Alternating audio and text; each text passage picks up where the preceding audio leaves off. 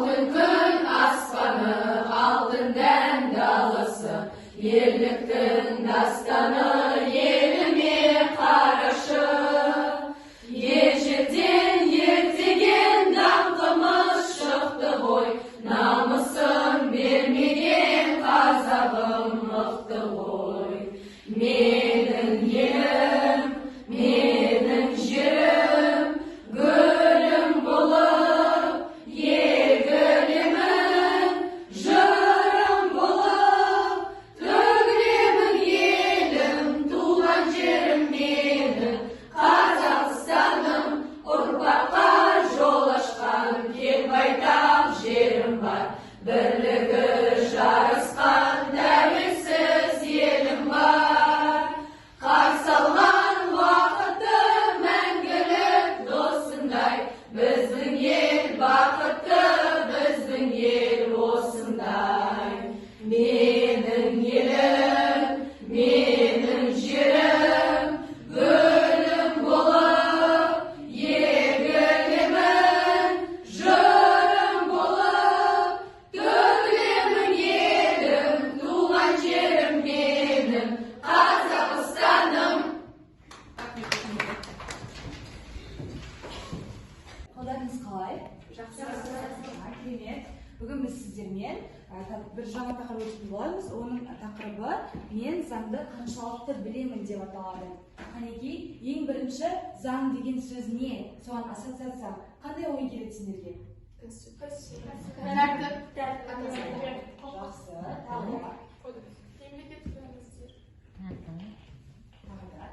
Қане белсендірек. Құқық.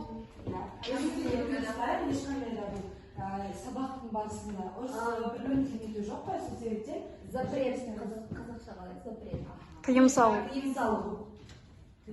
Жақсы. Келесі. Ереже. Дұрыс. Жақсы, керемет. Ал енді біз қазір екі топқа бөлінетін боламыз. Дебат болады. Дебаттың тақырыбын беретін боламыз. Сол арқылы жүргіземіз. Қаршы? Жақсы. Ал дебаттың тақырыбы, қазір тақырыпты көрсетпей тұра тұрайын, ең алдымен бөлініп алайық, иә? Қане, екіге бөлінеміз.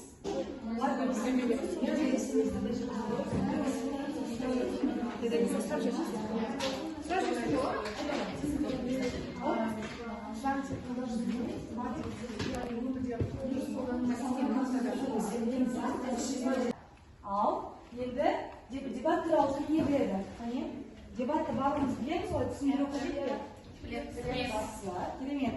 Ал бірінші дебаттың тақырыбы бұл палата Қазақстанда заң тек қағаз жүзінде бар деп есептейді. Бұл жөнінде сіздер жауап бересіздер. Ал екінші топ оған қарама әсеріне оппозиция болады.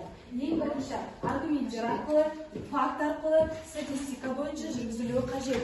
Біріншіден заң дегеніміз не? Яғни осы сөздерге қаратпа сөз арқылы жауап береміз. Түсінікті ме? Бұған берілетін уақыт 10 минут. Қанекей? Тақырып. Бұл палата Қазақстанда заң тек қағаз жүзінде бар деп есептейді.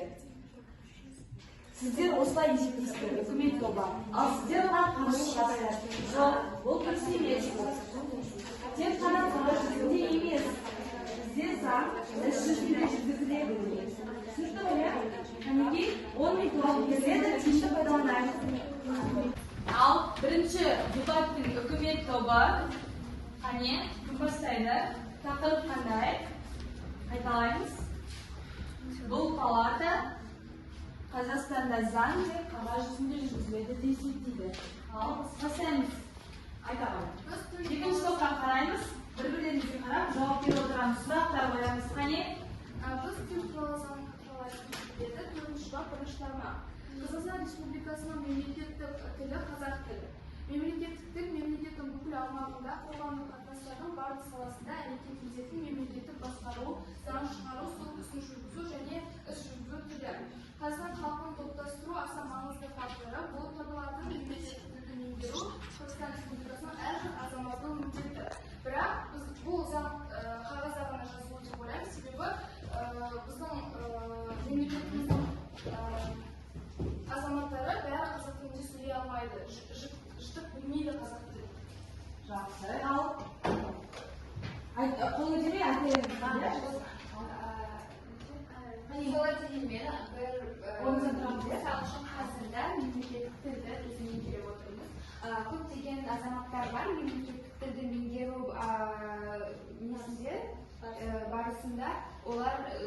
болады кей жағдайлар, олар толық сөйлей алмауы мүмкін, бірақ не дегенмен мемлекеттік тілді олар түсінеді, және де ол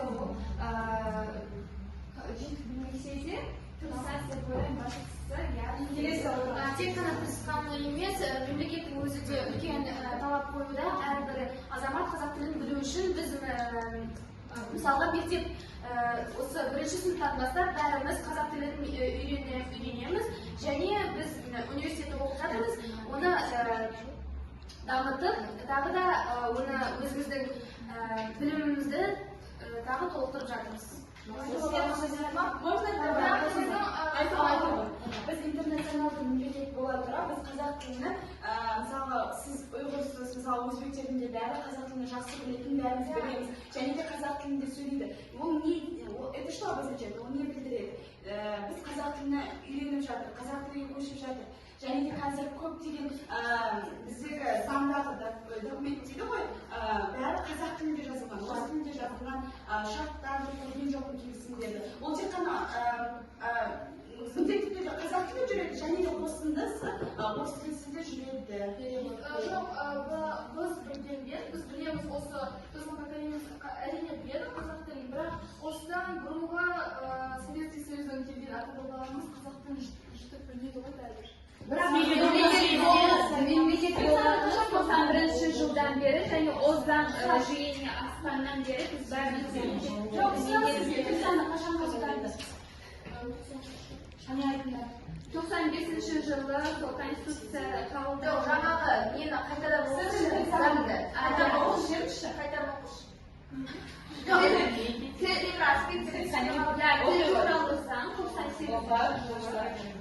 Тіл туралы заңда айтылғаны бұл мемлекеттің бүкіл аумағында қоғамдық қатынастардың барлық саласында әрекет ететін мемлекеттік білім басқару, заң шығару, сот ісін жүргізу және іс жүргізу тілі.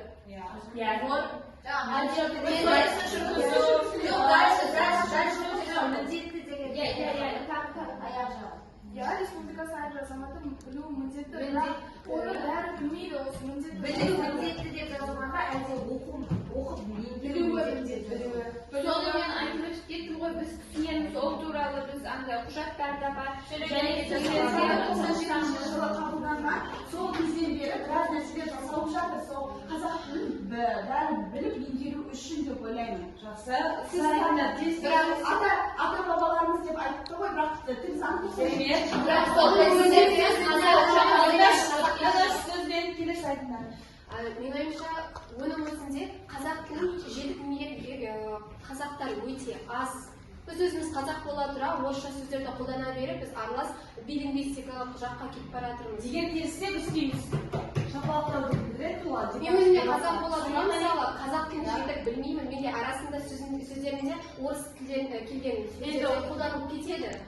Сол үшін негізінде, мысалы, біздің заңымызда жазылғаны орыс тілі қазақ тілінің деңгейімен бірдей деңгейде қолданылады. Сол үшін ең алдымен жоғары билік заңға міндет енгізу керек. Қазақ тілінің дәрежесі орыс тілінен жоғары болу керек. Сондықтан қазіргі орыстармен сөйлесіп жатқан кезде, мысалы, сондай жағымсыз оқиға болса да, қазақ пен орыс адамдары бір-бірімен сөзге келісіп жатады ғой көшеде. Сол кезде орыстар қазақтарға міндет қояды, орысша сөйлер, мен сені түсінбеймін дейді. Ал қазақ бұл біздің жер, Қазақстанда тұрасың ба, қазақша сөйле деп айтады. Ал орыстардың беретін жауабы, мен міндетті емеспін қазақ тілін оқуға, өйткені бұл заңда көрсетілмеген. Сондықтан да әрбір азаматқа тек қана қазақ тілін оқу міндетті емес, заңында оқу міндетті деген талап қойылған. Келесі қыздар айтамыз, келесі кімдер айтады?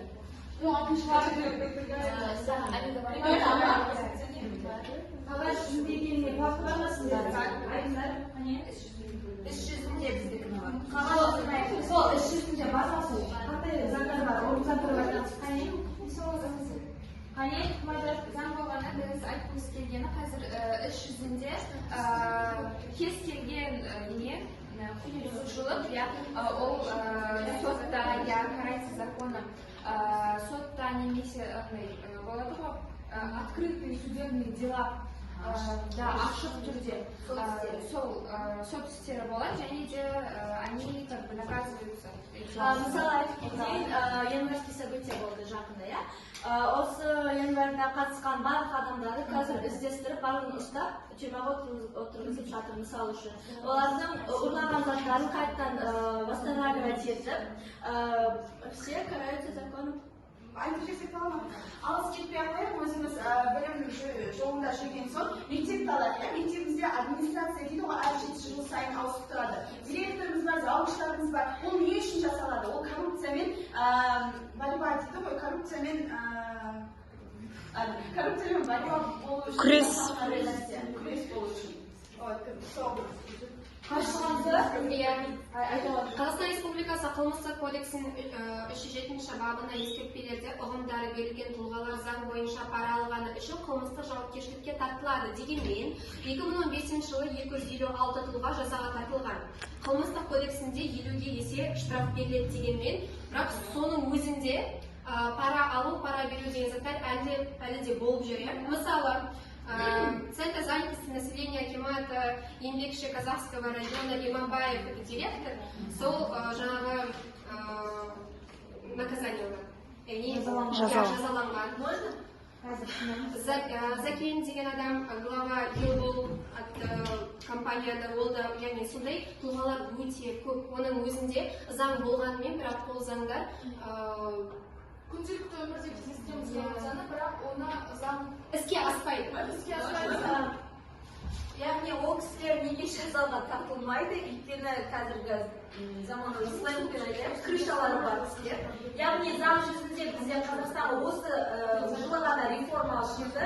Яғни жоғары билікте отырған адамдар өздерінің туыстас адамдарын жұмысқа ала алмайды деген заң шыққан болатын.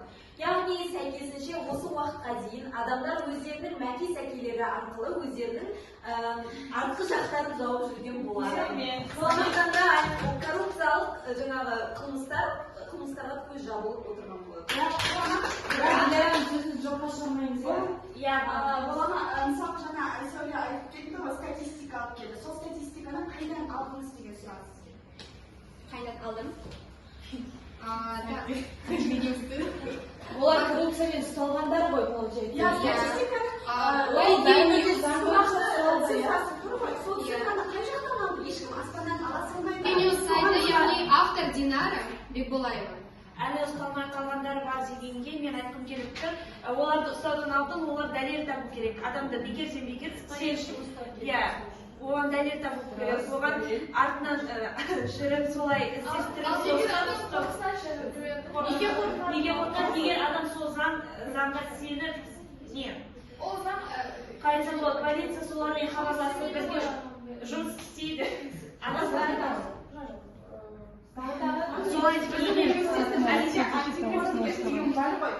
ол сессияда рубежда мысалы коррупцияға қарсы болып, сол жұмыстарын жүргізеді. Күнделікті жұмыстар жүргізіліп тұрады. Против коррупции деген. Ол нені білдіреді? Значит, коррупция у нас в стране борется. Но нельзя же прям всех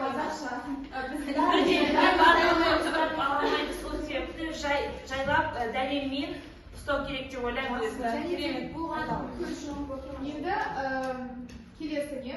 Көліктен түкіру, қоқыс тастау, лақыт сөйлеу. Және бұл ереже бұзушылықтардың барлығы әкімшілік құқық бұзушылық туралы кодексте көрсетілген. Бұл заңның 434 бабы бойынша қоғамдық жерде қоқыс, коммуналдық қалдықтарды тастау, айналасындағы адамдарды сыйламау, құрмет білдірмеу, балағат сөздер айту, рұқсат етілмеген жерде шылым шегу сияқты ереже бұзушылық жасаған адамға 12.625 мөлшерінде айыппұл салынады немесе 10 тәулікке дейін әкімшілік қамауға алынады. Бұл ғана жүзінде 434 бап заң бойынша келтірілген нәрсе. Бұл өмірде қолданылмайды. Өйткені біз кеше, мен өзім өмірімнен алайын, мысалды, жолдың ортасында екі алқаш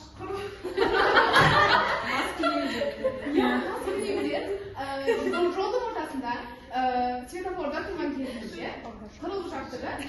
Бағдаршамның үстінде. Иә, бағдаршамның үстінде. Оның өзі негізі маскүнемдер көбейіп кетті және бұлардың осылармен жұмыс жасалып жатқан жоқ. Және заң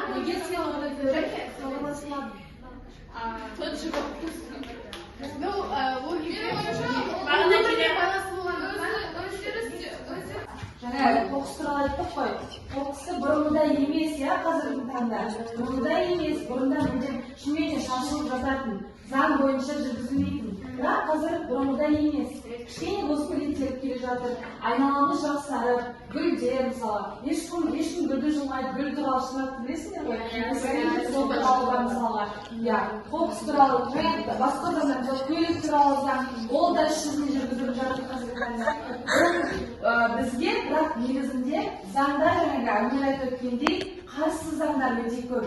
Мысалға бір заңды айтама, екінші заң оған қарсы шығып отырады. Бір-біріне қарама-қарсы қойып қойған. Сол себептен тіл туралы айтқандай міндеттеп қою қажет. Және де қоқыс туралы осының барлық міндеттер оған қарсы жүргізілетін шараларды азайту керек. Мысалға Конституциядағы 98 бапты азайтып, нақты осынша бап деген сияқты қойылу қажет деп ойлаймын. Жақсы қыздар, барлықтарыңызға рахмет, өте белсенді болдыңыздар.